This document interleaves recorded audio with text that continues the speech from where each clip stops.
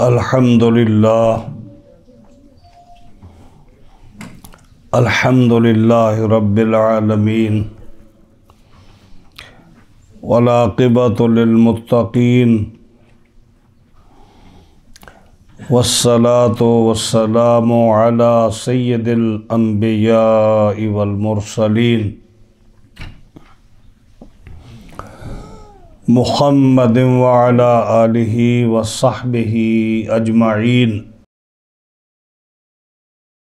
अम्मा बाद फ़अऊज़ु बिल्लाहि मिनश शैतानिर रजीम। बिस्मिल्लाहिर रहमानिर रहीम। या अय्युहल्लज़ीना आमनू इज़ा नूदिया लिस्सलाति मिन यौमिल जुमुअति फ़स्अऊ इला ज़िक्रिल्लाहि व ज़रुल बैअ ज़ालिकुम खैरुल लकुम इन कुन्तुम तालमून। सदक़ल्लाहु मौलाना अज़ीम व बल्लगना रसूलुहुन नबियुल करीमुल अमीन व नहनु अला ज़ालिका लमिनश शाहिदीन व शाकिरीन वल्हम्दुलिल्लाहि रब्बिल आलमीन।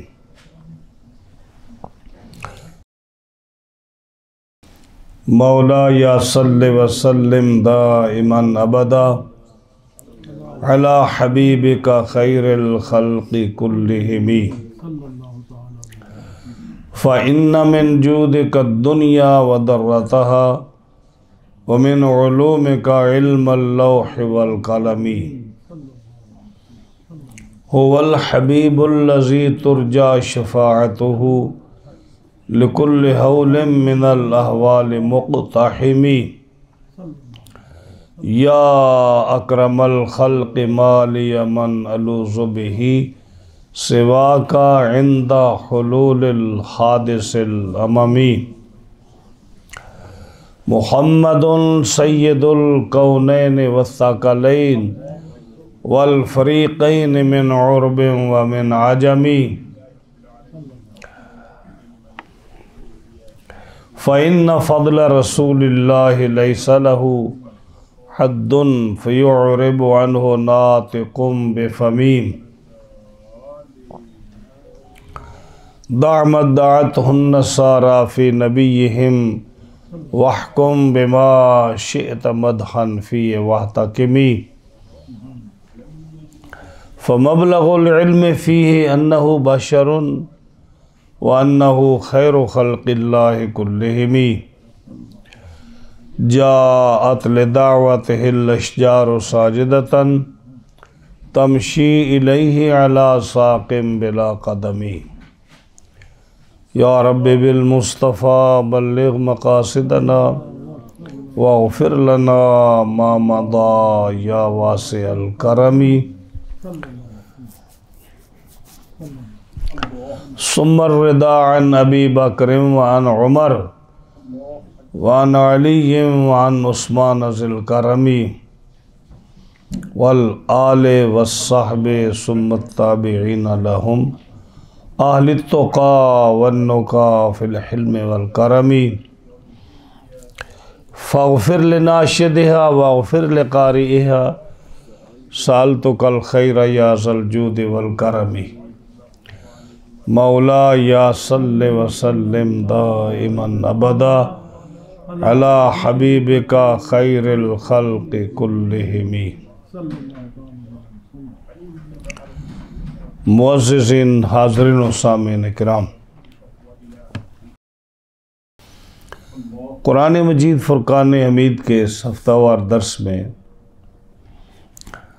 आज हमने सूरा जुमा की आयत नंबर 9 बस वही एक पढ़ी है। जुमे पर भी इसी आयत को हमने पढ़ा था। इत्तेफाक से आज दर्स में वही आयत करीमा है।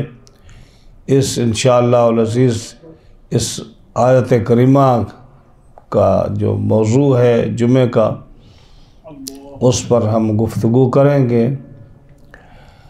और तीन जुमे जो है गालबन हमने मिस किया है, दर्स नहीं हो सका, तो आज उसको फिर कंटिन्यू करते हैं। एक ये जुमा और अगले जुमे पर ये सूरत ख़त्म हो जाएगी इंशाअल्लाह अज़ीज़।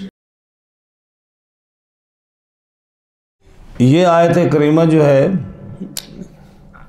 सूरत जुमा की आयत नंबर 9, इसमें चूँकि जुमा का लफ्ज़ आता है इसलिए इस सूरत का नाम सूरतुल जुमा पड़ गया। और अल्लाह ताला जल्ल शानहू ने मुसलमानों को इतनी नेमतें अता फरमाई हैं, काश कि हम उनकी असल हकीकत को समझ सकते और पहुंच जाते उसकी असल हकीकत तक, तो इंसान की ज़िंदगी के सारे मसाइल हल हो जाते और ख़त्म हो जाते, कोई परेशानी ना होती। एक एक नेमत रब ताला ने जो मुसलमानों को अता फरमाई है उसका जवाब नहीं है। मिसाल बाकी छोड़कर इसी जुमा को ले लीजिए जिसका आज हम गुफ्तगू कर रहे हैं। अल्लाह ताला जल्ल शानहू ने पहली उम्मतों को फरमाया कि हफ्ते में एक दिन चुन लो, तो यहूद ने सैटरडे का दिन चुन लिया। उनका हम हमारे लिए ये दिन ठीक है, हम इसी दिन इबादत करेंगे। तो आप देखते हो कि सैटरडे को वो कितना एहतमाम से इस दिन को इबादत करते हैं। जुमे की शाम को उनका सब्त शुरू हो जाता है और फिर घर में आग लगे, उसमें तबाही मच जाए, कुछ हो जाए, वो टस से मस नहीं होते। यानी उनके नज़दीक ये बहुत बड़ा उनका दिन है जिसमें उसकी बड़ी इज़्ज़त और अदब करते हैं और इबादत करते हैं। ईसाइयों का वक्त आया तो नसारा को भी हुक्म हुआ कि तुम भी एक दिन चुन लो, उन काम एतवार चुन लेंगे। तो आइए देख लो, पूरी दुनिया में एतवार को घंटे बजते हैं और पूरी दुनिया में सबसे ज़्यादा आबादी जो है नसारा की है। और हैं भी वो हर चीज़ से फारिग है, उनके लिए हर चीज़ जायज़ है। हाँ जी, ना हलाल की तमीज़, ना हराम की तमीज़, ना शिर्क की तमीज़, ना उसको बुराई की, ना अच्छाई की, सब कुछ उनके लिए जायज़ है। यहूद तो फिर भी बड़ी एहतियात करते हैं, लेकिन नसारा किसी एहतियात नहीं करते। जब मुसलमानों का वक्त आया तो रब ताला जल्ल शानहू ने अपने महबूब अलैहिस्सलाम के ज़रिए से ये फरमा दिया कि ये एक दिन जो इबादत का हमने बाकी कौमों को दिया है, उन्होंने अपनी मर्ज़ी से चुना है। हमने इस दिन को आपकी उम्मत के लिए मैं महबूब छुपा कर रखा था। ये नहीं कहा कि एक दिन चुन लो, कहा कि ये जुमा है, ये तुम्हारे लिए। कितनी बड़ी नेमत है, कितनी बड़ी नेमत है। इस एक दिन को अगर मुसलमान इस एक दिन की अहमियत का अंदाज़ा लगा ले तो उसके सारे मसाइल, मेरी अपनी नज़र के मुताबिक जितना मुझे नॉलेज है या मैं समझता हूँ, उसके सारे मसाइल इस एक दिन की बरकत से हल हो जाते हैं। सैयदना अबू हुरैरा रज़ी अल्लाह ताला अन्हो से रिवायत है, वो फरमाते हैं कि ये दिन जुमे का है ना, इसको कई हदीस में ये मज़मून आता है, लेकिन हर हदीस में मुख्तलिफ है। इसमें मैं अबू हुरैरा का जिक्र कर रहा हूँ। उन्होंने कहा कि ये वो दिन है जिसमें सैयदना आदम अलैहिस्सलाम पैदा हुए। ये बड़ी ख़ुसूसियत है, दुनिया तो पैदा होती रहती है, अल्लाह ताला ने ये क्यों यानी हदीस पाक में रसूलुल्लाह सल्लल्लाहु अलैहि वसल्लम ने ये क्यों फरमाया कि ये वह वो दिन है जिसमें आदम अलैहिस्सलाम पैदा हुए। यानी एक बहुत बड़ा एक अज़मत वाला दिन है कि जिसमें खलीफतुल्लाह, जिसको अल्लाह ने खलीफा बनाकर भेजा दुनिया में और पूरी नस्ल इंसानी का बाप है, उसकी पैदाइश का हुज़ूर ने जिक्र किया कि इसमें आदम पैदा हुए। इसी दिन में फरमाया कि फिर हमने उनको जन्नत में भेजा, दो खसूसियात। फिर फरमाया कि इसी दिन को हमने उनको जन्नत से उतारा, ये भी एक नेमत है, ये भी एक नेमत। लोग तो कहते हैं कि आप जन्नत से ना उतरते तो हम भी वहाँ, और हाँ जी, ये भी उनकी नेमत है कि वो जन्नत से उतरे, ताकि जो है ना, जो वहाँ के मुस्तहिक नहीं है उनको यहाँ छोड़कर फिर जाएंगे। तीन हो गई। फरमाया इसी में आदम अलैहिस्सलाम की इसी दिन में उनकी वफ़ात हुई। हाँ जी, ये भी एक नेमत है। फिर फरमाया कि इसी दिन में क़यामत कायम होगी। हाँ, ये कितना अजीम दिन है, इसी दिन में क़यामत कायम होगी। और ये वो दिन है जिसमें अल्लाह की जितनी मखलूक है, चाहे वो ज़मीन पर रहती है, चाहे वो अर्श पर रहती है, अर्श के थामने वाले फरिश्ते हैं, आसमानों में रहती है, या वो जन्नत में है, या वो दरियाओं में है, या समंदरों में है, पहाड़ों में है, जंगलात में है, जन्नात हैं, दरिंदे हैं, परिंदे हैं, जिन हैं, फरिश्ते हैं, इंसान हैं, पूरी मखलूक जो है, जब जुमे का दिन आता है तो उनमें खौफ पैदा हो जाता है। कोई जानदार ऐसी चीज़ नहीं है जो जुमे के दिन उनके अंदर खौफ तारी ना हो जाए। क्यों? कि क़यामत का दिन है, हो सकता है ये क़यामत आज आ जाए। इस खौफ से सारी मखलूक डरती है, और इसी दिन क़यामत कायम होगी। और उसकी एक खसूसियत ये है कि इस दिन में एक साथ एक घड़ी ऐसी है जिस घड़ी को इंसान पा ले और उसमें जो दुआ मांगे रब ताला उसको कबूल फरमाता है। ये इसलिए ये साथ बहुत बड़ी बुलंद, बहुत अजीम है। सैयदना अबू हुरैरा रज़ी अल्लाह ताला अन्हु फरमाते हैं कि मैं मदीना मुनव्वरा से निकला, मैं सहराए सिनाई में गया, तूर पहाड़ पर गया, उस इलाके को मैंने क्रॉस किया, वहाँ फिरता रहा। उसके बाद मैं काब अहबार को मिला।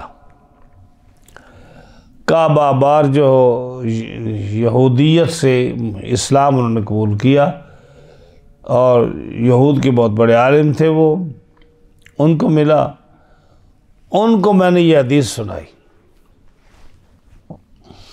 उन्होंने हदीस सुनी, उनका बिल्कुल ठीक है। तो जब मैंने ये कहा ना कि इस दिन में एक ऐसी सात है, एक ऐसी घड़ी है जिसमें इंसान जो दुआ मांगे अगर वो मैच कर जाए उस टाइम को, उस सात को, एक घड़ी को, तो जो मुंह से मांगे दुआ कबूल हो जाती है। काब अहबार ने कहा वो साल में वो घड़ी एक मरतबा आती है, साल में एक मरतबा आती है। मैंने कहा नहीं, अबू हुरैरा कहते मैंने कहा नहीं, हमारे रसूल सल्लल्लाहु अलैहि वसल्लम ने फरमाया है वो हर जुमे को होती है। उन्होंने कहा अच्छा मुझे तौरात देख लेने दो। वो गए, उन्होंने तौरात देखी तो वापस आकर कहा कि हाँ आप सच्चे हैं, वो हर जुमे को वो घड़ी आती है जिसमें वो अगर वो मैच कर जाए इंसान की दुआ उस साथ के साथ तो वो हर हाल में कबूल हो जाती।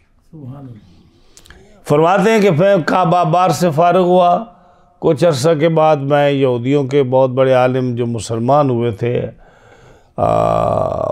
मैं उनसे मिला। उनका अभी मेरे में नाम याद था।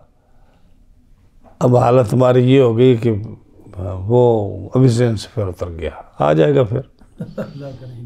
यहूद के बहुत बड़े आलिम थे, और ये वो थे जो जब रसूलुल्लाह सल्लल्लाहु अलैहि वसल्लम मदीना मुनव्वरा गए तो उनको हुजूर की सारी उन्होंने औसाफ और तारीफ़ें देखी हुई थी। तो आकर देखा तो कहा कि ये चेहरा झूठ बोलने वाला तो नहीं है। देखते ही मान गया कि ये अल्लाह के नबी है। ये चेहरा इतना पाकीज़ा है, इससे कभी झूठ नहीं निकल सकता। थोड़ी देर बैठे रहे, फिर पूछा, कहते कि मैं मान तो लिया ये नबी हैं, लेकिन ज़रा इनको थोड़ा और भी तो पूछूं इनसे कि इनकी नसीहत कौन सी है, इसका वाज क्या है, ये मिशन क्या लेकर आए हैं, ये बात क्या करते हैं, थोड़ा मैं सुनूं तो सही। तो जब मैंने आपसे पूछा कि आप कुछ इरशाद फरमाइए, तो फिर आप गोया हुए, आपने फरमाया उफ़शुस सलाम।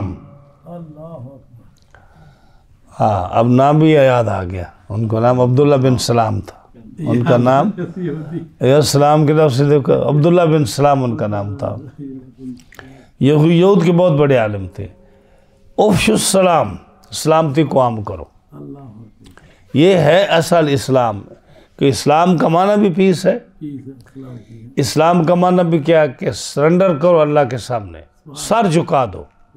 हाँ जी, मुसव्विर देखना तस्वीर मेरी यूं बनाई हो, उधर हुक्म इलाही हो, इधर गर्दन झुकाई हो। ये इस्लाम का माना है। हाँ जी, मुसव्विर देखना तस्वीर मेरी यूं बनाई हो, उधर हुक्म इलाही हो, इधर गर्दन झुकाई हो। ये है इस्लाम का माना।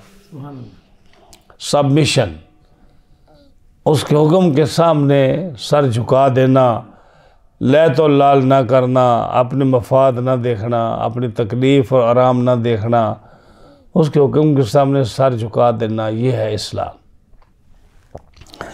और इसका माना भी मतलब पीस भी है, क्यों सलामती से है। फरमाया उफ़शुस सलाम, सलामती फैलाओ, हर जगह सलामती फैलाओ, सलाम दो लोगों को, दुआ करो उनके लिए, पीस की निशानदेही करो। अतिमुत तआम, लोगों को खाना खिलाओ। आज सबसे बड़ा मसला ही यही है। आज सबसे बड़ा मसला ही यही है कि गरीबों ने, फ़कीरों ने, भूखों ने तो उनकी तो उन्होंने रोटी खानी है।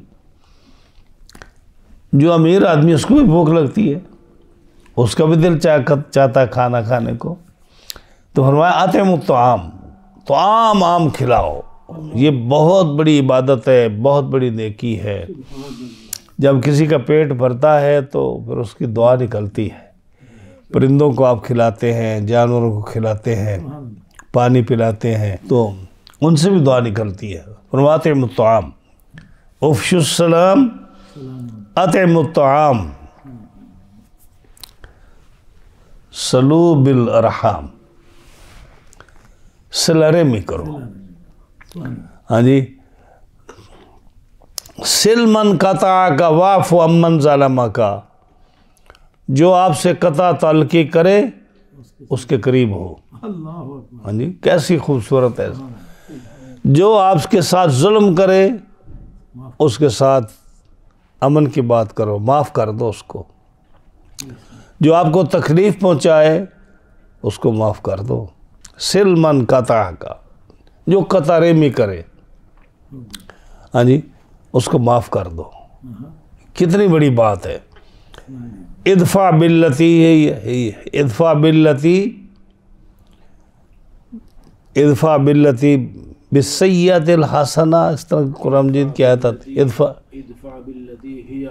इदफ़ा बिल्लती ही अहसन फ़ैज़ल्लज़ी बैनका व बैनहु अदावतुन कान्नहु वलियुन हमीम। बुराई जो है ना, तुम बुराई का बदला अच्छाई से दो। हाँ जी, बुराई का बदला अच्छाई से दो, इसलिए कि जो तेरे दुश्मन और तेरे दरमियान जो अदावत और दुश्मनी और बुरे ख्यालात और बुरी सोच और बुरा ज़हन और बुरी तवज्जो होगी ना बात, कान्नहु वलियुन हमीम, वो ऐसी अच्छाई में और दोस्ती में बदलेगी कि इंसान की बुराई ख़त्म हो जाएगी, वो आपका दोस्त बन जाएगा। ये इस्लाम की सारी तालीमात हैं। फरमाया कि अगर तुम्हें किसी से लड़ना भी पड़े ना तबलीग के लिए, तबलीग में जब तुम्हें सख्त मुश्किल पेश आए, आगे बड़ी सख्ती हो, तो झगड़ा नहीं करो। वजादिलहुम बिल्लती है ये अहसन, झगड़ा भी करो, मुजादला होता है झगड़ा करना। झगड़ा भी अगर करो तुम तो ऐसे खूबसूरत अंदाज में करो कि उसका दिल जीत लो। ये कितनी अच्छी इस्लाम की और सरकार की तालीमात है, कितनी अच्छी है कि वाज नसीहत करो तो उसमें भी तुम आसान तरीका इस्तेमाल करो। अगर तुम्हें कोई झगड़ता है तो तुम भी उसका जवाब बुराई का जवाब अच्छाई से दो। हाँ जी। और सिलमन कता कवाफ मन ज़लम का, जो आपसे कता ताल्लुकी करे, आपसे दूर हो, तुम उसके करीब हो, उसको माफ़ कर दो, उसके साथ भलाई करो।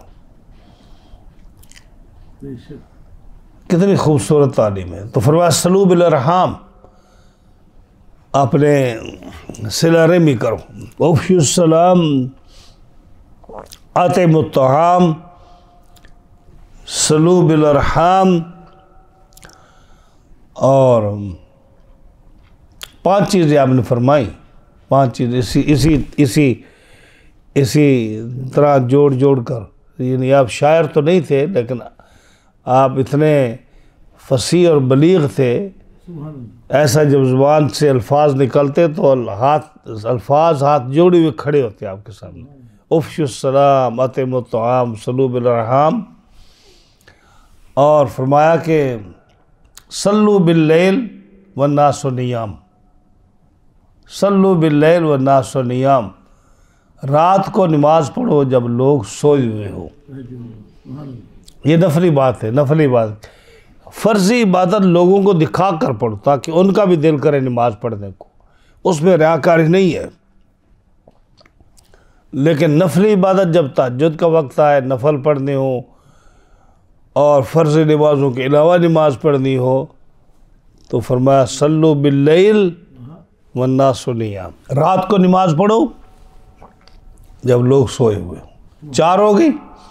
फरमाया उदखुलुल जन्नता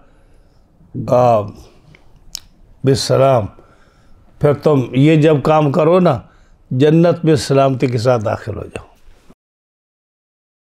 ये 5 चीज़ें आपने फरमाई। तो अब्दुल्ला बिन सलाम कहते हैं कि आपने मेरा दिल जीत लिया। मैंने कहा कि यही तो तौरात में भी अहकाम है, और कितनी खूबसूरत बातें हैं जो आपने इरशाद फरमाई हैं। मुसलमान हो गए। तो आगे खैर इनका वाक़या फिर आता है। आपने फरमाया, अर्ज़ किया हुज़ूर मैं मुसलमान हो गया हूँ, मेरी कौम मेरी बड़ी मोतक़िद है, बहुत मानती है। हाँ जी, यानी जब आलिम अच्छा हो, उसकी बात अच्छी निकलती हो तो लोग मानते हैं। वो भी यहूद के बहुत बड़े अच्छे आलिम थे, आलिम के बेटे थे, यहूद उनको बड़ा मानते थे। लेकिन अर्ज़ की कि हुज़ूर अगर उनको पता चल जाएगा ना कि मैं मुसलमान हो गया हूँ, तो फिर मेरे से बुरा कोई बंदा ही नहीं है, फिर मेरी बात नहीं मानेंगे, मेरी मुखालफत करेंगे। इसलिए मुझे छुपा कर बिठा दो एक कमरे में और उनको बुलाओ। आप मेरे बारे में पूछोगे तो तारीफ़ों के पुल बांध देंगे, बड़ा अच्छा आलिम है, बड़ा नेक है, बड़ा मुत्तकी है, उसने हमारे बड़ी खिदमात की है, उसने दी है, सर अंजाम दिए यहूद के लिए, सब कुछ कहेंगे।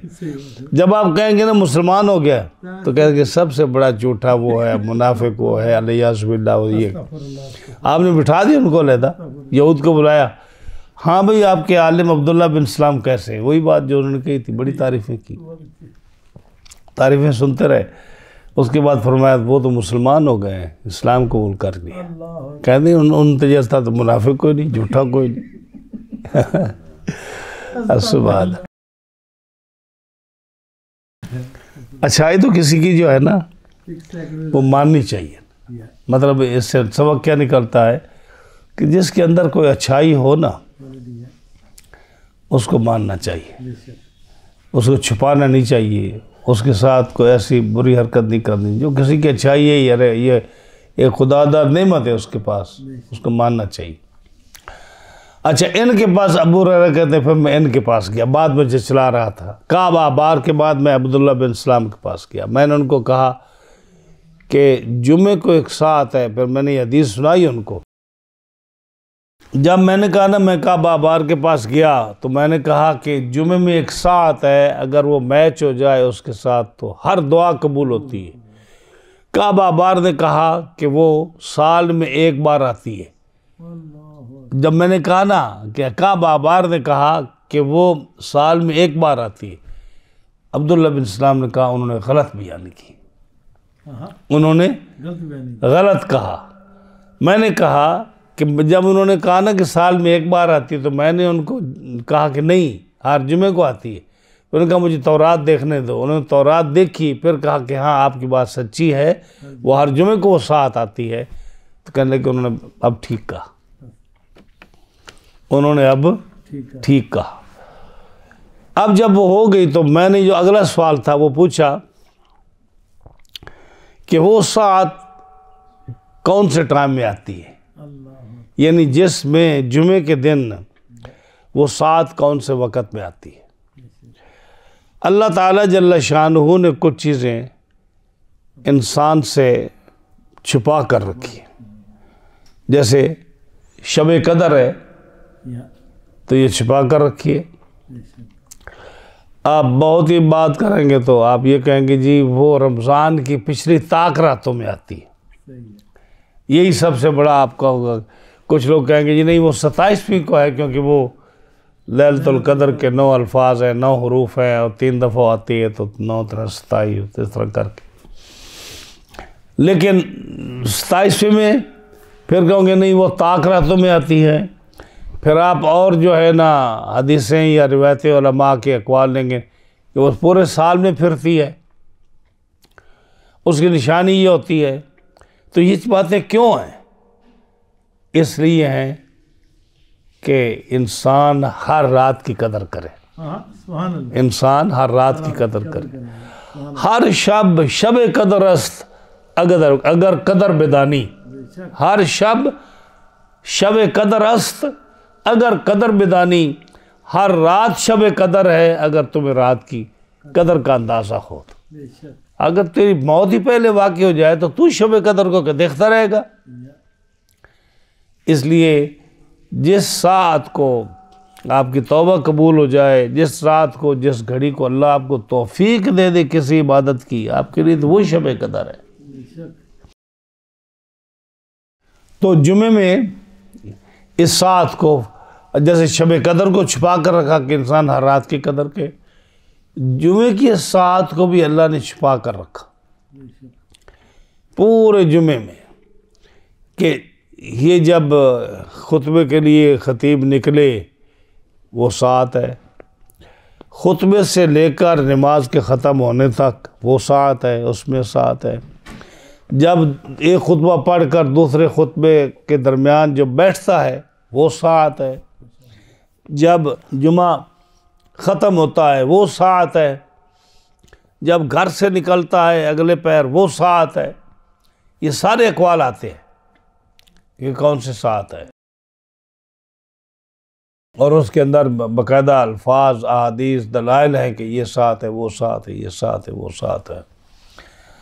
जब मैंने पूछा ना हज़रत अब्दुल्ला बिन सलाम से, अबू हुरैरा कहते हैं कि वो कौन सी साथ है, तो उन्होंने कहा वो असर से मगरिब के दरमियान है। असर का जो आखिरी वक़्त है ना और मगरिब का पहला वक़्त वो उस दौरान है।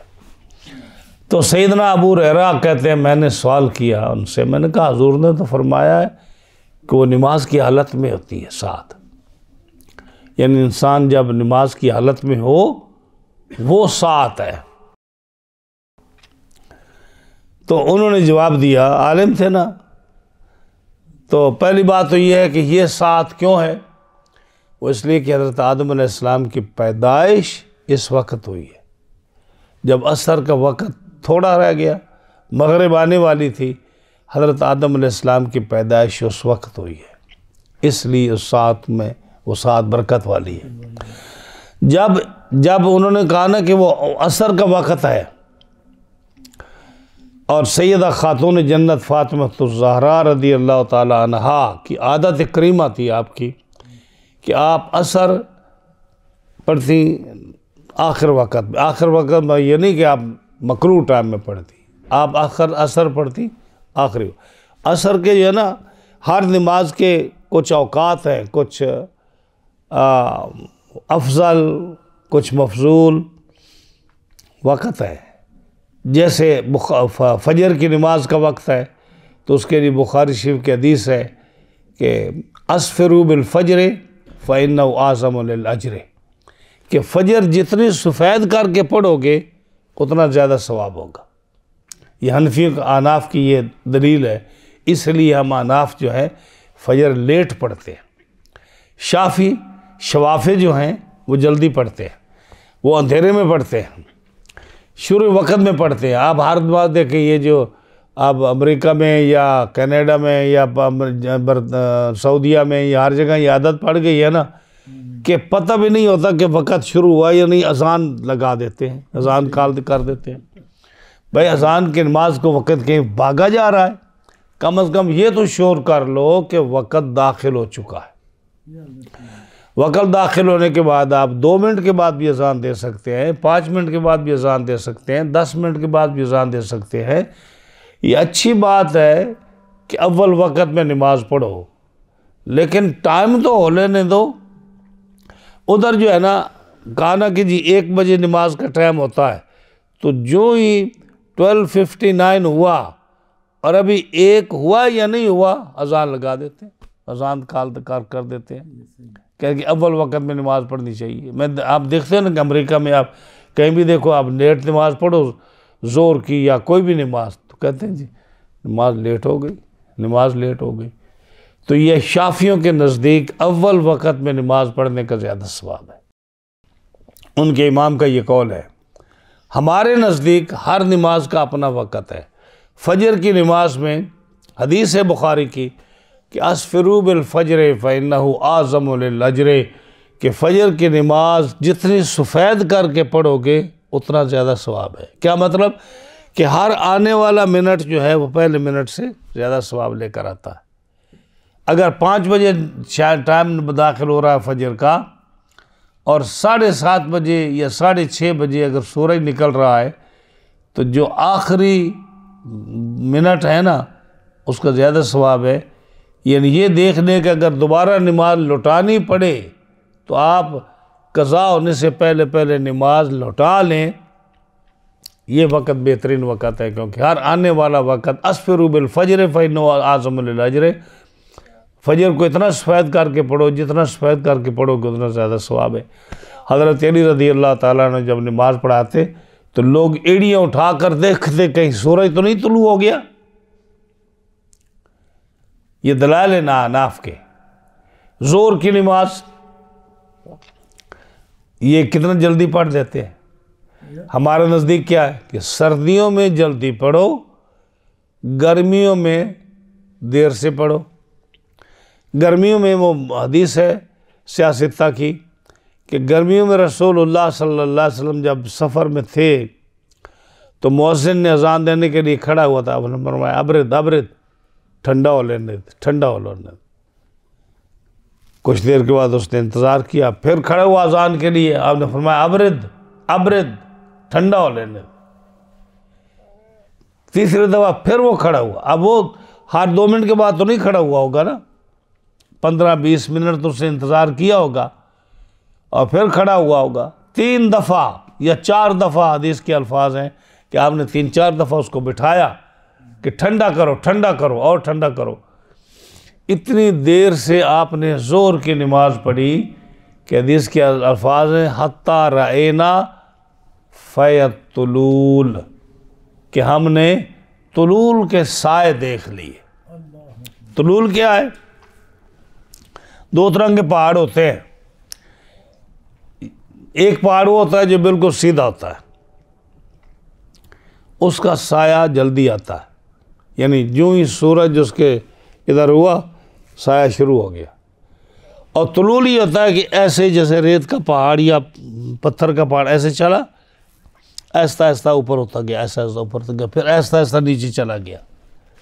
जो ऊपर नहीं होता उसका साया जल्दी नहीं देख सकते आप, क्योंकि वो ज़मीन के साथ मिला होता है। उसको तुलूल कहते हैं, तिल। उसका साया बड़ी देर से आता। कहते हैं आपने इतनी देर से ज़ोर की नमाज पढ़ी गर्मियों में कि हमने तुलूल के साए देख लिए। यह हदीस पाक है। यहाँ से हनफी का मसला निकाला और आपने फरमाया कि ज़ोर की नमाज गर्मियों में देर से पढ़ो, इसलिए कि ये जहन्नम का सांस है। ये गर्मी जो है ये जहन्नम का सांस है। सर्दी भी जहन्नम का सांस है, क्योंकि जहन्नम में सर्दी भी होगी ना, ज़महरीर जो होता है, सर्दी भी है जहन्नम में, गर्मी भी है। तो फरमाया ये गर्मी जो है ना, इसको ठंडा करके पढ़ो कि फिर ये मिन फह जहन्नम, ये जहन्नम का सांस है। तो गर्मियों में ज़ोर लेट पढ़ना उसको ज़्यादा सवाब है, सर्दियों में ज़ोर जल्दी पढ़ना ज़्यादा सवाब है। असर के 4 हिस्से करो, असर के 4 हिस्से करो, जो तीसरा हिस्सा है उसमें ज़्यादा सवाब है। चौथे हिस्से में कराहत है, क्योंकि सूरज गुरूब होने के करीब है। ये हनाफ की बात कर रहा हूँ। हाँ जी, इसी तरह मगरिब जल्दी पढ़ो, इशा जो है उसको लेट पढ़ो, हाँ जी, उसका ज़्यादा सवाब है। तो ये नमाज़ों के औकात हैं। तो हज़रत खातून जन्नत रदी अल्लाह ताला अन्हा, आप जुमे को क्या करती? ख़ासकर आप नमाज असर पढ़ती, जो तीसरा हिस्सा है, यानी 4 हिस्से करो ना। अगर 2 घंटे टाइम है तो जो 1 घंटे के बाद जो तीसरा हिस्सा है, आधा घंटा, उसमें आप नमाज़ पढ़ती हो, ज़्यादा सवाब उसमें। उसके बाद फिर आपने नमाज़ पढ़ने के बाद आप वज़ाइफ करती एक ही सिटिंग में, जैसे आप बैठती ना, उसमें आप हयात ना बदलती, उसी हाल में बैठी रहती, इबादत करती, यहाँ तक कि मगरिब का वक़्त दाखिल हो जाता, उस वक़्त आप दुआ करती। फरमाया वो घड़ी है जब सूरज गुरूब होने वाला हो और असर का टाइम गुज़र रहा हो, मगरिब आ रही हो, ये वो वक्त है जिसमें जुमे के दिन वो घड़ी है जिसमें इबादत कबूल होती है, दुआ कबूल होती है। उस टाइम आदम अलैहिस्सलाम की पैदाइश है। अब मैं असल हदीस की तरफ आता हूँ। आप कहते हैं, अबू हुरैरा कहते हैं कि मैंने अर्ज़ किया अब्दुल्ला बिन सलाम से कि आप सल्लल्लाहु अलैहि वसल्लम ने तो फरमाया कि वो नमाज की हालत में वो घड़ी आती है, तो ये असर के बाद तो नमाज की हालत नहीं है। हाँ जी, ये सवाल था उनका। तो अब्दुल्ला बिन सलाम ने कहा आपको पता नहीं कि नबी करीम अलैहिस्सलाम ने क्या फरमाया है कि एक आदमी अगर नमाज के इंतज़ार में बैठा रहे, एक आदमी अगर नमाज के इंतज़ार में बैठा रहे कि मैं नमाज़ पढ़ के जाऊँगा या मैं जमात के साथ नमाज़ पढ़ के जाऊँगा, इंतज़ार, वो बेशक नमाज ना पढ़ रहा हो, नमाज के इंतज़ार में बैठा हो, तो उसको क्या कंसीडर किया जाता है कि ये नमाज की हालत में है। हाँ जी, जब हज़रत अबू हुरैरा को अब्दुल्ला बिन सलाम ने ये जवाब दिया ना, तो वो कहने लगे कि आप बिल्कुल सही हैं, यानी यही साथ है। और जब इंसान इबादत में बैठा हो और बैठा हो कि मैंने असर की नमाज़ पढ़ी है और मगरिब मैंने यहीं पढ़ कर उठना है, तो वो सारा वक़्त शुमार किया जाता है कि ये आदमी नमाज की हालत में है। तो अगर किसी ने दुआ कबूल करानी हो तो उस वक़्त वो पढ़े, असर लेट पढ़े और फिर बैठा रहे इबादत करता रहे, अपनी हैत को न बदले, जिस तरह बैठा उसी तरह बैठा रहे, और फिर जो है ना नमाज मगरिब से पहले दुआ मांगे, उसकी दुआ कबूल होती है। ये जुमे के दिन वो साथ है जिसका बुज़ुर्गों ने लिखा है। इसी तरह इसमें आज़म है, उसको छुपा दिया। आपने फरमाया व इलाहुकुम इलाहुन वाहिद ला इलाहा इल्ला हुवर रहमानुर रहीम, इसमें आज़म है। आयतल कुर्सी पढ़ी आपने, फरमाया इसमें इसमें आज़म है। और अस्माए गिरामी जिन आयात में आते हैं, फरमाया अल्लाह ला इलाहा इल्ला हुवल हय्युल क़य्यूम, अलिफ लाम मीम अल्लाहु ला इलाहा इल्ला हुवल हय्युल क़य्यूम। आपने कई आयतें पढ़ी, फरमाया इसमें इसमें आज़म है। तो क्या छुपा दिया? हाँ जी, कि इसमें इसमें आज़म है। इसीलिए कि अल्लाह के हर नाम की आदमी ताज़ीम करे, उसको समझे कि यही इसमें आज़म है। हाँ जी, दुरूद इसमें आज़म है, अल्लाह के अस्मा में इसमें आज़म है। तो ये चीज़ें जो है ना, इसलिए छुपाई गई है कि हर, जिस तरह वली को छुपाया गया है कि आदमी को मालूम है कि कौन वली है। क्या वजह है? कि इंसान हर नेक आदमी की ताज़ीम करे, कि हो सकता है ये अल्लाह का वली हो। वली में शनासत, वली को वली पहचानता है। हाँ जी, अगर मतलब अब्बास क्या है मुझे कि मैं वली हूँ, तो इसका मतलब है कि अब्बास खुद वली है, कि वो वली को पहचान सकता है। पहले अपना ऐलान कर रहा है कि मैं वली हूँ, इसलिए मैं आपको वली कह रहा हूँ। तो वली को वली पहचानता है, और ये भी आदमी में छुपा हुआ है। कौन है? ये अल्लाह बेहतर जानता है।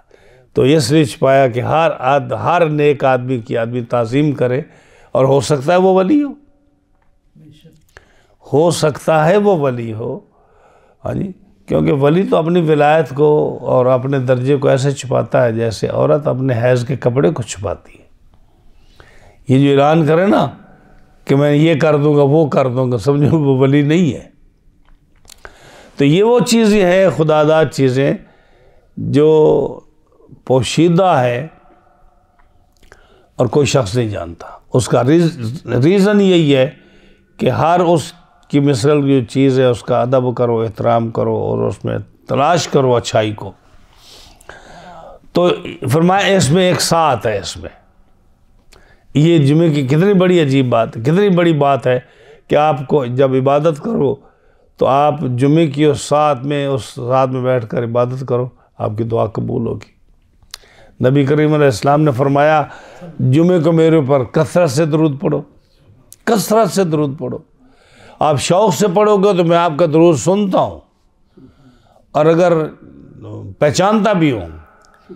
हाँ जी, अस्माओ सलाता अहले मोहब्बती व आरिफुहुम, मैं अहले मोहब्बत का दरूद शरीफ पढ़ा हुआ मैं खुद सुनता हूँ, चाहे जितना मर्जी दो, हाई सुकाना, जहाँ मर्जी हो। हुज्जतुल्लाह अल आलमीन में गालबन ये हदीस आती है, आपने फरमाया है सुकाना, जहाँ मर्जी बैठो। जब वो मोहब्बत से पढ़ेगा तो दलाइल खैरात शरीफ की हदीस है, उसमें अस्मा सलात अहले मोहब्बती व आरिफुहुम, मैं उसकी दरूद सुनता भी हूँ और उसको पहचानता भी हूँ ये कौन है।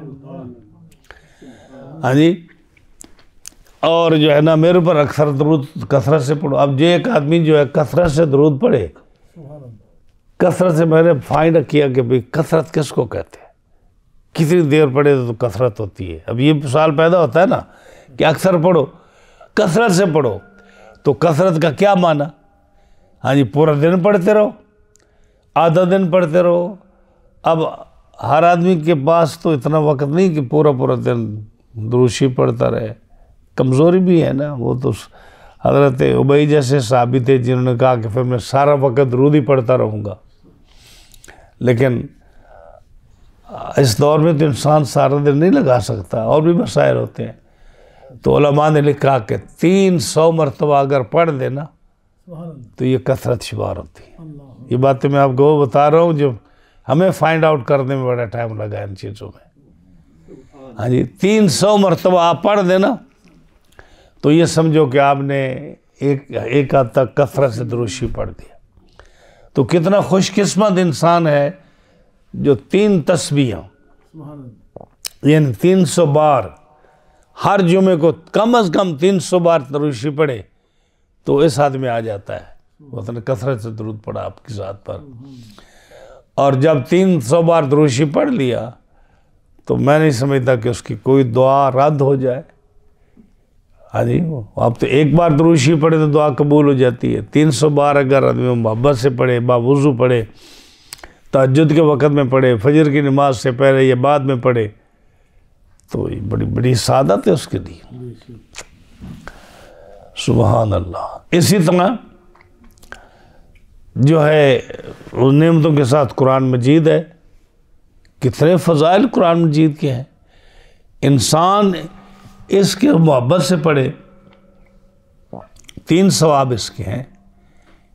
अगर देख के पढ़ेगा तो आँख को भी सवाब मिलेगा, और अगर ज़ुबान से पढ़ेगा तो ज़ुबान को भी सवाब मिलेगा। और हुक्म है कि जब पढ़े तो उंगली फेरे ऐसे, तो उंगली को भी सवाब मिलेगा। अब एक आदमी, उसको अगर कुरान से मोहब्बत है, वो देखता भी है, पढ़ता भी ज़ुबान से है, उंगली भी फेरता है, तो कितना सवाब उसने इकट्ठा कर दिया कुरान मजीद जो है। फिर जो जैसे वो उच शरीफ के बुज़ुर्ग ने लिखा कि 2 नेमतें ऐसी हैं मुसलमान के पास जो और किसी के पास नहीं है। एक कुरान मजीद है, जहाँ मर्जी बैठ के पढ़ लो, हर जगह अवेलेबल है, घर में है, मस्जिद में है, बाज़ार में है, आप कहीं से भी अब जाए कुरान मजीद आपको मिल जाएगा। अब फ़र्क, अब बात क्या रहेगी कि डिपेंड करता है कि तू कितने शौक़ से इसको पढ़ता है, कैसे तू एक एक लफ्ज़ पर गौर करता है, उसके समझने में, उसके तर्जमे में, उसके पढ़ने में, उसकी तजवीद में। ये मोहब्बत की बात है, गले से नहीं उतारता कि भाई जब जान छुड़ाओ पढ़ो, जैसे वो ख़त्म पर लोग पढ़ते हैं और तो जान छुड़ाते हैं कि वो ख़त्म आधा तू पढ़ा तो मैं पढ़ देता हूँ। इसको समझने के लिए जितना मर्जी टाइम लग जाए, आप एक एक आयत पर गौर करते रहे, एक एक सफ़े पर गौर करते रहे। मोहब्बत है आपकी, और इसमें शिफा है, इन सारी चीज़ों में शिफा है। इस सारी चीज़ों में मुस्तजाब दावात आदमी बन जाता है। अगर आप अल्लाह के कलाम के साथ, हुज़ूर सल्लल्लाहु अलैहि वसल्लम की ज़ात पर दुरूद पढ़ने के साथ, जुमे के साथ इन चीज़ों के साथ मुखलिस हैं, आप ये नहीं समझते कि मेरे गले पड़ी हुई मैं जितनी जान छुड़ा के भागूँ यहाँ से। अगर आप अच्छी तरह से वज़ू करते हैं, खुशबू लगाकर अल्लाह के कलाम को अदब से पढ़ते हैं, उसका तर्जुमा मफ़हूम अच्छी तरह समझते हैं, जल्दी नहीं करते और इसको बड़ी अच्छी तरीके से करते हैं, तो कैसे हो सकता है कि आपकी दुआ कबूल ना हो? कैसे हो सकता है कि आपका ये इबादत अल्लाह की बारगाह में कबूल ना हो, आपका बैठना उठना अल्लाह की बारगाह में कबूल ना हो?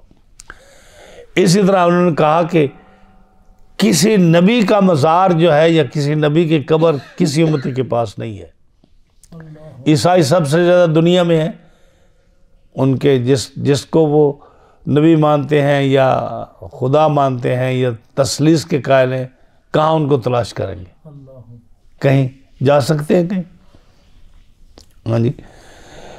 ईसाई यहूद जो है, ये मूसा अलैहिस्सलाम को, इनके कई फ़िरके हैं, कई मूसा अलैहिस्सलाम को नहीं मानते, हज़रत दाऊद को मानते हैं, कई मूसा अलैहिस्सलाम को मानते हैं, कई किसी को मानते हैं।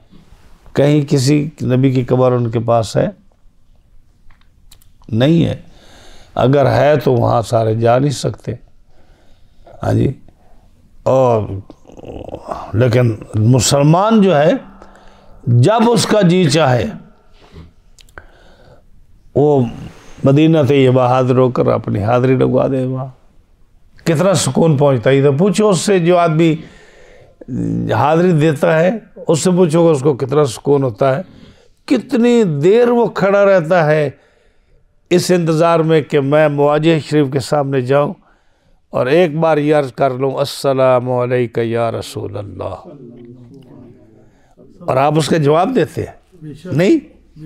आपको मैं कहता हूँ अस्सलामु अलैकुम, आप जवाब नहीं देते, तो आप क्या तवक्को करते हैं कि रसूलुल्लाह सल्लल्लाहु अलैहि वसल्लम को आदमी कहे अस्सलामु अलैका या रसूल, आप जवाब ना दें?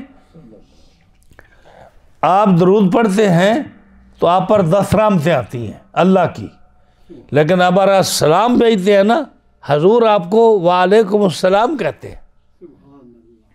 ये फ़र्क है। आप दरूशी पढ़ते हैं तो 10 रहमतें अल्लाह की तरफ से, 10 रहमतें आती हैं, 10 गुनाह माफ़ होते हैं, 10 दर्जे बुलंद होते हैं, 30। लेकिन जब आप सलाम अल्लाह हजूर की बारगाह में सलाम पेश करते हैं, कहते हैं अस्सलामु अलैका या रसूल अल्लाह, तो क्या जवाब आता है? वालेकुम। ये कितनी नेमतों पर भारी है, कितनी रहमतों पर भारी है। आपका सलाम आ जाए वालेकुम, इसके सुनने के लिए आप कितने देर खड़े होते हैं मुआज़िन शरीफ के सामने, और जब आप ऐसे खड़े होकर कहते हैं अस्सलाम वालेकुम या रसूल अल्लाह, तो जो अकीदत आपके दिल में है, जो आपका दिल कह रहा है, उसकी कैफियत किसी को क्या मालूम क्या है। हमारा एक कोई देहाती बेचारा सादा था, जब हम हाजिर हुए रोज़ा अक़दस पर मुआज़िन शरीफ के सामने, तो ऐसे उसने हाथ बांधे और रो रहा है, ऐसे हाथ बांध रहा है और रो रहा है, उसके रोने की आवाज़ आ रही है बाकायदा। पुलिस वाला कहता है माहिया माहिया, ये क्या है? मैं देख रहा हूँ वो रो रहा है, ऐसे बिल्कुल सादा अनपढ़ आदमी, जैसे बिल्कुल गांव के आदमी होते हैं, ऐसे वो उधर से चला है, वो ऐसे करके रो रहा है और बड़ा सहस्ता सा चल रहा है। अब ज़ाहिर वो क्यों रो रहा है? वो रो रहा है कि मैंने ज़िंदगी गुजारी और इतनी अरसे के बाद तैयारी करता रहा, और आज मैं कितना खुशकिस्मत हूँ, मैं महबूब अलैहिस्सलाम के रोज़ातर पर हाज़िर हूँ। यही वजह हो सकता है ना। और पुलिस वाला कहता माहिया माहिया, what is this, why you doing this. तो मैंने कहा दिल में, मैंने कहा तुम्हें क्या पता कि इसके दिल की कैफियत क्या है। तो इंसान जो है रोज़ा अतर पर जब हाजिर होता है तो उसकी कैफियत को वही समझ सकता है। यानी कितने लोग हैं जो बेचारे जो व्हील चेयर पर हैं, जो खड़े नहीं हो सकते, जो सारी रात कई घंटे खड़े होते हैं इस इंतज़ार में कि किसी वक्त दरवाज़ा खुले और हमें एक दफ़ा वहाँ से हम गुजर जाएं। इतना ही होता है ना, वहाँ तो कोई आपको बैठने तो देता नहीं। क्या होता है, खड़े भी नहीं होने देते कि एक दफ़ा हम गुजर जाएं और आपकी नज़र के सामने से गुजर जाएं, हमारा बेड़ा पार हो जाए। बहुत बड़ी सादत है। हाँ जी।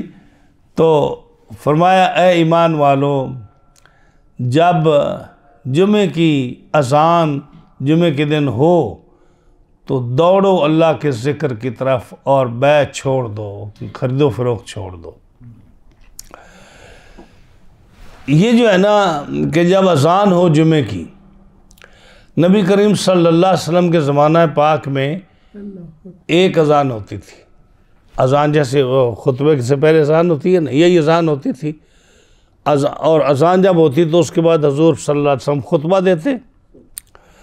तो ये जो है ना कि जब जुमे की अज़ान हो तो ख़रीदो फ़रोख्त छोड़ दो, ये वो अज़ान है जो खुतबे से पहले होती थी आप सल्लल्लाहु अलैहि वसल्लम के ज़माने। मसला समझने अच्छी तरह। अब जब लोग ज़्यादा हो गए, आबादी ज़्यादा हो गई, मुसलमान ज़्यादा हो गए, उनमें तसाहुल सुस्ती भी आने लगी, लोग दूर दूर रहने लगे, मस्जिद बढ़ गई। अब लोग जो है वो अज़ान नहीं सुनते थे क्योंकि शहर बड़ा हो गया, आबादी ज़्यादा हो गई। सैयदना उस्मान गनी रज़ी अल्लाह ताला अन्हु ने अपने घर के सामने, मस्जिद के सामने एक मीनारा बनवाया या ऊंची जगह बनवाई। तो फरमाया कि यहाँ एक और अज़ान दो, ताकि लोग जो है ना कारोबार में मशगूल होते हैं तो उनको पता हो कि ये अज़ान हो रही है। अगर हम इससे लेट हुए तो दूसरी अज़ान में हम पहुँच नहीं सकेंगे और हमारा जो है ना जुम्मा का वक़्त ख़त्म हो जाएगा या जुम्मा ज़ाय हो जाएगा हमारा। तो वो जो है ना जो आपने अज़ान शुरू कराई, असल में तो वो थी दूसरी अज़ान, क्यों पहली अज़ान तो होती जो खुद मंबर के सामने होती है, वो दूसरी अज़ान थी। लेकिन नहीं, हनफियों के नज़दीक वो जो अज़ान है जो हज़रत उस्मान गनी ने शुरू कराई वो पहली अज़ान है, उसको पहला शुमार किया गया।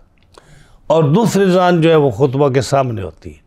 अब बैशरा किस वक्त आराम होती है? जब पहली अज़ान हो जाए। जब पहली अज़ान जो हज़रत उस्मान गनी ने शुरू कराई है उसके बाद आप ख़रीदो फ़रोख्त नहीं कर सकते। ये हनफियों का मज़हब है, क्योंकि दूसरे के बाद तो टाइम नहीं होता, दूसरे के बाद तो लोग खुतबा पढ़ के जमात खड़ी हो जाती है। तो वो पहली अज़ान जो है ना उसके बाद आप ख़रीदो फ़रोख्त नहीं कर सकते। अब जिस यहाँ सवाल पैदा होता है दो, एक सवाल तो ये कि वाज़र और बै कहते हैं चीज़ के बेचने को, तो आप ख़रीदो फ़रोख्त क्यों करते हो? अम्मा ना करो फ़रोख्त। मेरी बात समझे ना कि बै का माना क्या है? फ़रोख्त। और शिरा का माना है ख़रीदना। तो बै शरा कहते हैं, लफ्ज़ बै शरा है। बै शरा हो तो फिर माना है ख़रीदो फ़रोख्त। यहाँ सिर्फ बै है तो ख़रीदो फ़रोख्त क्यों कहते हो? तो उलमा कहते हैं कि जब कोई बेचेगा तो तभी बेचेगा ना, कोई ख़रीदेगा तो। यानी एक के मौजूद होने से दूसरी चीज़ मौजूद हो जाती है। अगर ख़रीदना पाया गया तो बेचना भी पाया गया, और अगर बेचना पाया गया तो ख़रीदना भी पाया गया। तो एक के मौजूद होने से दूसरी चीज़ मौजूद हो जाती है, और एक के ख़त्म होने से दूसरी भी ख़त्म हो जाती है। या अगर कोई ख़रीदेगा तो बेचना भी पाया गया, अगर कोई बेचेगा तो ख़रीदना भी पाया गया। तो इसलिए कहते हैं कि जब बै लफ्ज़ अगरचे एक है लेकिन दूसरे को मुतज़म्मिन है, लाजिम है, इसलिए कहा कि माना क्या होगा कि वाज़रुल बै, ख़रीदो फ़रोख्त ना करो। नहीं कि फ़रोख्त ना करो, ख़रीदो फ़रोख्त ना करो। एक ये बात आई। दूसरा आया कि हुक्म है कि कुरान फरमाता है फ़स्अऊ इला ज़िक्रिल्लाह, दौड़ के जाओ अल्लाह के ज़िक्र की तरफ। ज़िक्रिल्लाह से मुराद है जुमे की नमाज, और साई का मतलब होता है दौड़ना। फ़स्अऊ, दौड़ के जाओ। और नबी करीम अलैहि सलाम की हदीस है कि दौड़ कर मस्जिद में नमाज करी ना जाओ, इत्मीनान से जाओ। यानी जब आपने वुज़ू किया ना, ये मस्जिद में दाखिल हुए, आपको पता कि कारी साहब रुकू में है, अगर मैं थोड़ा देर हुआ तो ये तो खड़े हो जाएंगे। तो लोग क्या करते हैं? दौड़ कर आते हैं, दौड़ कर आते हैं। ये मना। फरमाया कि इत्मीनान, ये हदीस पाक है, इत्मीनान और सुकून के साथ आओ और आकर नमाज में शामिल हो जाओ। अगर को मिल जाए तो रकात हो जाएगी, नहीं मिलेगा तो आप उसकी कज़ा कर दें, यानी आप बाद में पढ़ दें, लेकिन दौड़ कर नहीं आओ। अब सवाल पैदा होता है कि यहाँ फंसा हुआ है कि जब जुमे की अजान हो जाए तो दौड़ कर मस्जिद में आओ अल्लाह के ज़िक्र की तरफ, यहाँ क्यों फरमाया? तो फरमाया इसके दो माने हैं। एक तो माना इसका है कि फ़स्अऊ इला ज़िक्रिल्लाह, जब जुमे की अजान हो, तो एक माना इसका ये है कि कारोबार जिसमें भी तुम मसरूफ़ छोड़ दो और जुमे की तैयारी में लग जाओ। ये है साई का माना, दौड़ने का माना नहीं है। यानी अगर कोई आदमी हल चला रहा है, अजान सुनी तो हल छोड़ दे, जुमे की तैयारी करने लग जाए। अगर कोई आदमी दुकान पर कपड़ा बेच रहा है, कोई चीज़ बेच रहा है, तो अजान आई उसको छोड़ दे और जुमे की तैयारी कर कर जो मस्जिद में आ जाए। उसके बाद इस पहली अजान के बाद कोई आदमी अगर छोटी सी बात भी करेगा तो वो हराम है, कोई बिजनेस नहीं कर सकता। खाना हराम है, मना ममनू है।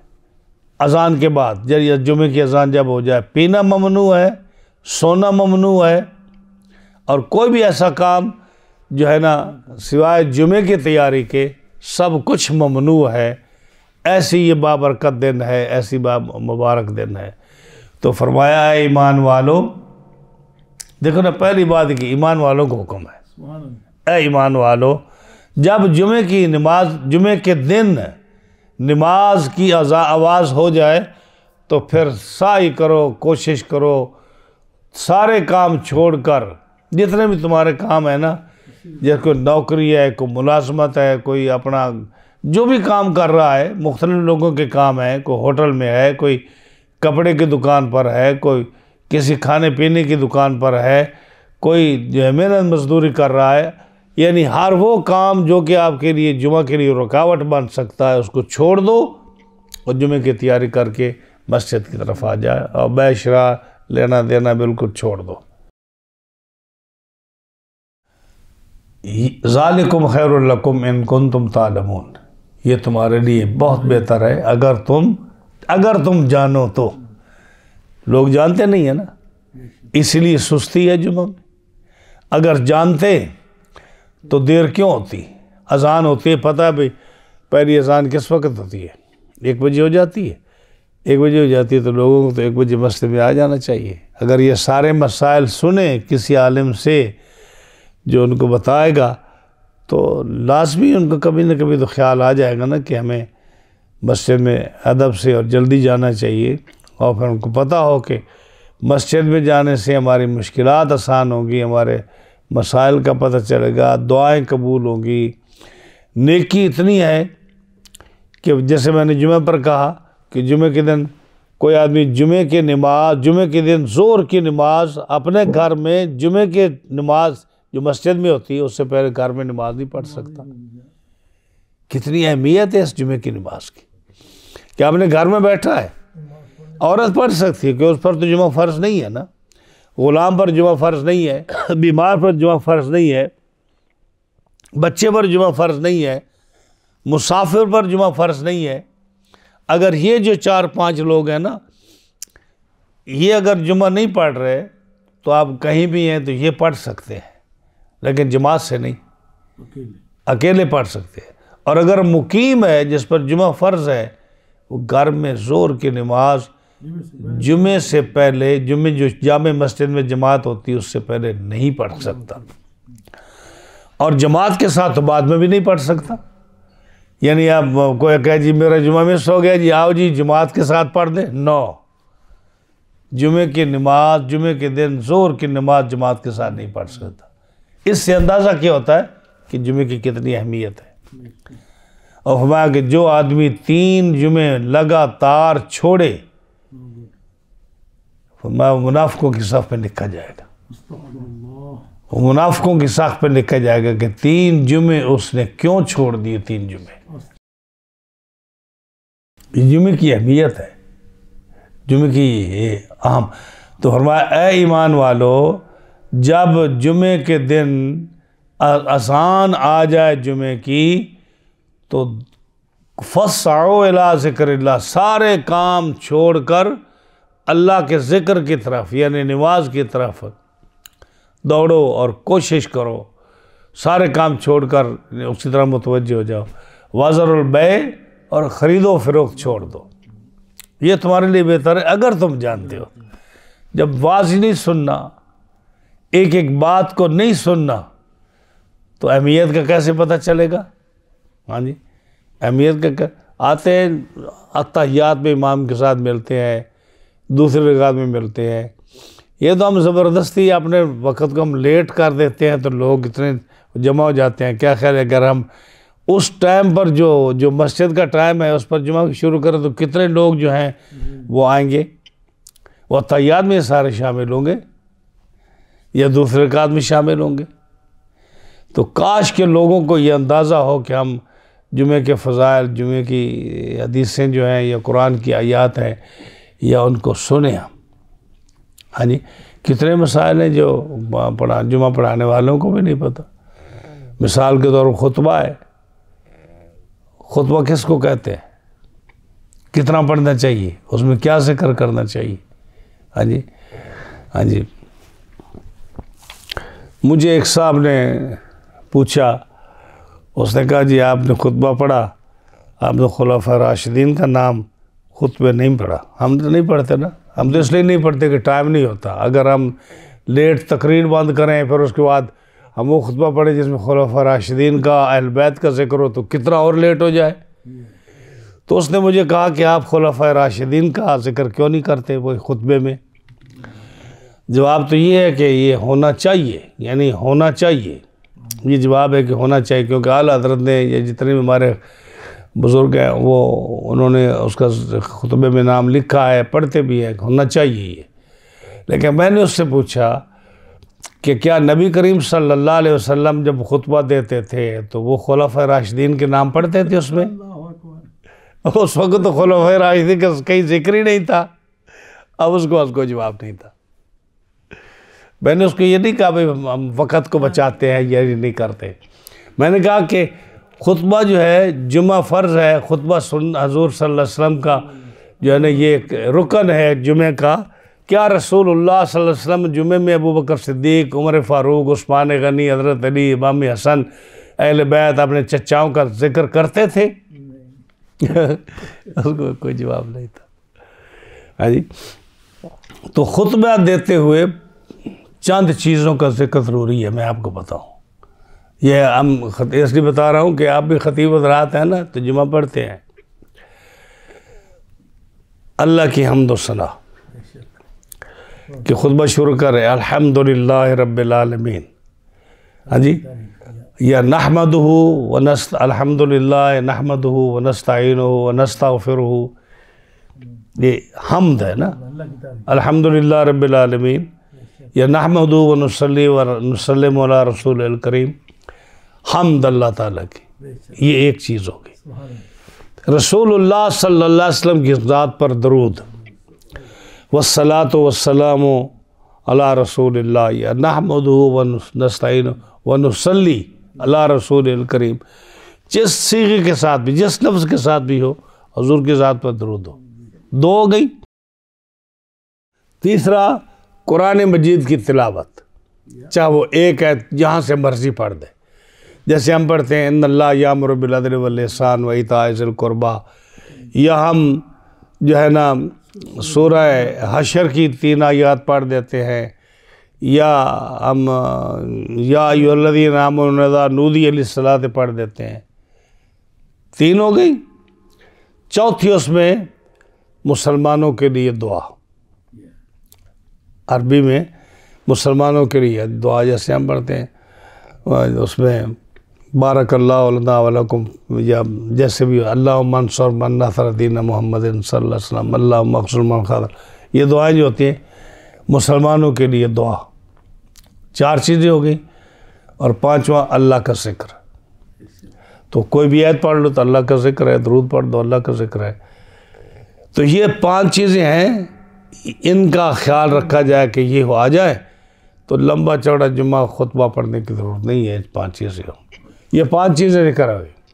लेकिन ये जो है ना, अगर कोई आदमी, हनफियों के नज़दीक में बात करूं, अगर कोई सिर्फ अल्हम्दुलिल्लाह कह दे तो खुतबा पूरा हो जाता।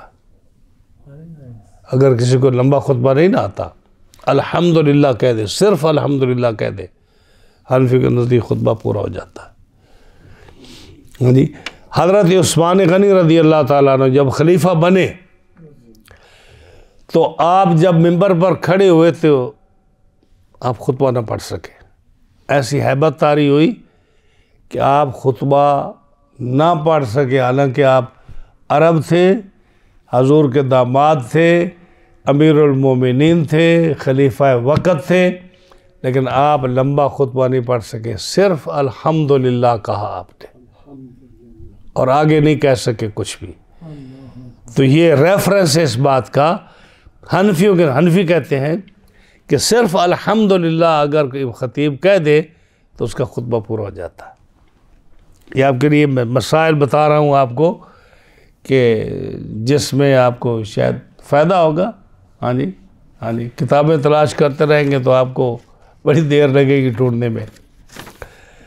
तो ये अभी हमने एक आयत का तर्जुमा तफसीर की है, और अभी इंशाल्लाह अगला जुमा जो रमज़ान से पहले आएगा ना, तो बाकी जो जुमे के मसाइल हैं वो इंशाल्लाह मैं कोशिश करूँगा कि अगले जुमे पर मैं ख़त्म कर दूँ दर्स में, ताकि ये आयत भी सूरत भी मुकम्मल हो जाए और जुमे का बयान भी कुछ हो जाए।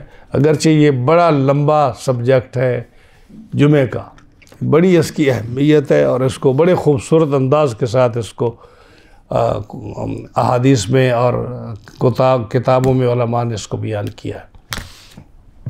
अल्लाह ताला हम तमाम को जुमअतुल मुबारक की नेमतों से और बरकतों से अल्लाह ताला हमें इसका हिस्सा अता फरमाए।